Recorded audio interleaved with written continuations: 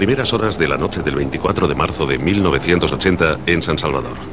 Un Volkswagen rojo se aproxima a la capilla del Hospital de la Divina Providencia.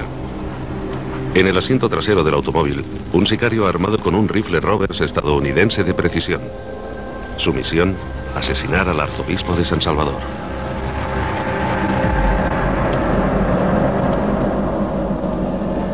Óscar Arnulfo Romero, nacido en 1920, hijo de un carpintero de pueblo, fue ordenado sacerdote en Roma en 1946 por el Papa Pío XII, después de haber dirigido 3 años la Iglesia Católica de la República de El Salvador.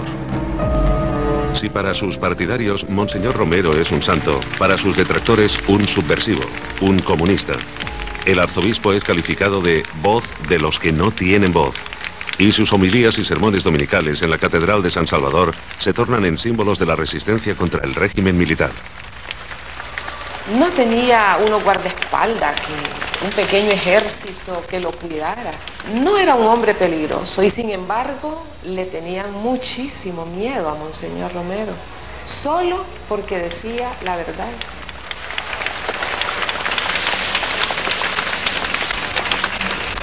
Por eso él llegó a ser, y es todavía, creo yo, el hombre más amado en El Salvador y el hombre más odiado al mismo tiempo. En cada homilía, los domingos, Monseñor Romero destinaba un momento muy especial para hablar de la vida política y social del país y para plantear las denuncias de las graves violaciones sucedidas en El Salvador. Monseñor era un hombre tímido. Si estaba en una reunión informal, él casi no hablaba o casi no intervenía, pero cuando llegaba al púlpito a decir su homilía, él se transformaba y era otro. Tenga en cuenta que El Salvador no puede producir más, pero déjenos tranquilos a nosotros, no nos molesten. Ustedes son violentos, ustedes son terroristas. Esto no es justicia. La Iglesia también señala esas diferencias, pero dice que la causa principal de estos problemas es la injusticia social. Y la Iglesia no promueve violencia ni odio, sino que predica paz, pero les dice la paz que podría haber, que se ha perdido, no puede venir si no hay justicia. You could walk down the village streets in Nicaragua. Por doquier en Nicaragua, Honduras, El Salvador y Guatemala, usted podía ir por las calles de los pueblos y escuchar por radio los sermones de Monseñor Romero. La gente no perdía ni una de sus palabras. Monseñor Romero ejercía una enorme influencia en toda Centroamérica y no solo en el propio El Salvador. Si precisamente ustedes están reconociendo que no podemos tener todos iguales, eso mismo justifica que no debía de haber muchos que lo tienen todo y dejan a los demás sin nada. Procuren que se reparta.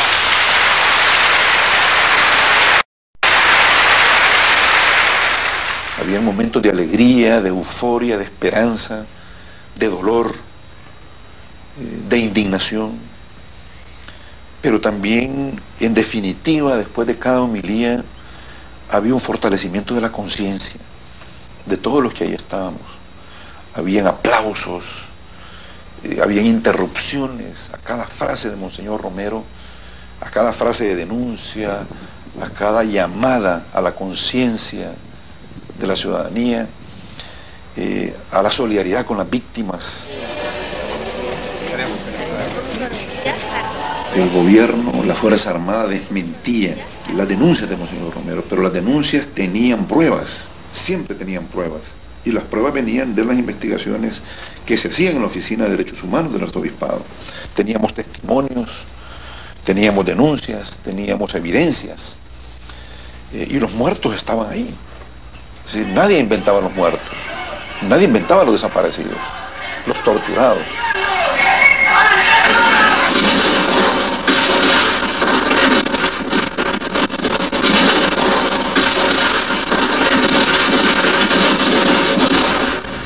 Enero de 1980, epílogo sangriento de una manifestación sindicalista con 2 docenas de muertos en la escalinata de la Catedral de San Salvador. Una más de las masacres del ejército en el poder, en su fanático empeño por aplastar todo conato de oposición.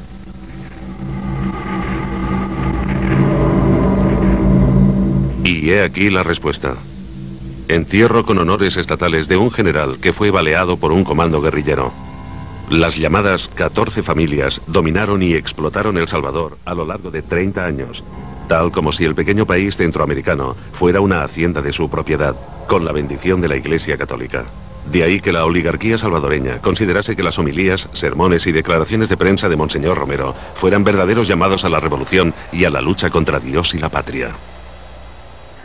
Pues la razón siempre creo que le hemos señalado es la injusticia social, el aferramiento a mantener privilegios que ya no se pueden mantener porque el pueblo está muy concientizado y tienen que convencerse de que hay que cambiar de raíz todo el sistema. El mantenimiento de ese sistema con el poder del dinero que se pueden pagar también fuerzas militares.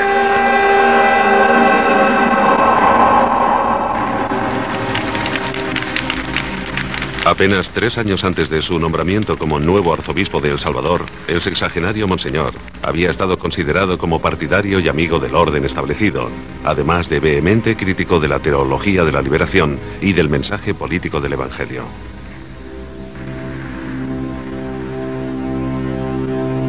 Él tenía una teología muy tradicional y muy conservadora en ese momento, y su afán era defender la ortodoxia católica en el país, y tuvo aún algunos encuentros difíciles con algunos grupos de sacerdotes con quienes él no comulgaba en sus ideas.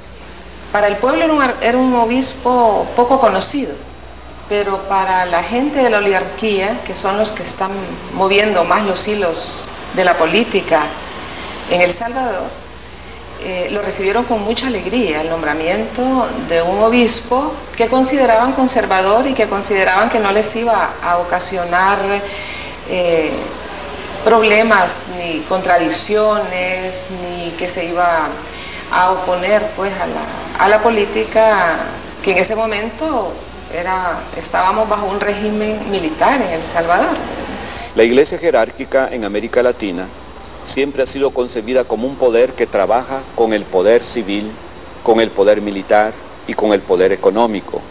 En toda América Latina, según la tradición española, que nos dejaron los españoles, el poder de la espada del cielo tiene que ir conjunto con el poder de la espada de la tierra, y nunca jamás en contra. En la década de los 70 del pasado siglo, y junto a Monseñor Romero, el jesuita Rutilio Grande era glorificado por su parroquia de Aguijares como si fuera un santo. Era un sacerdote de la nueva generación de religiosos comprometidos políticamente. El sacerdote Grande fue quien organizó la resistencia contra los varones del azúcar, que parapetándose tras los fusiles de los ejércitos privados y de los militares, tiranizaban a los trabajadores del campo. En esta carretera fue donde en 1977 fue asesinado el jesuita Rutilio Grande. Las balas destinadas a él acabaron también con la vida de un niño y un anciano, que accidentalmente acompañaban al sacerdote.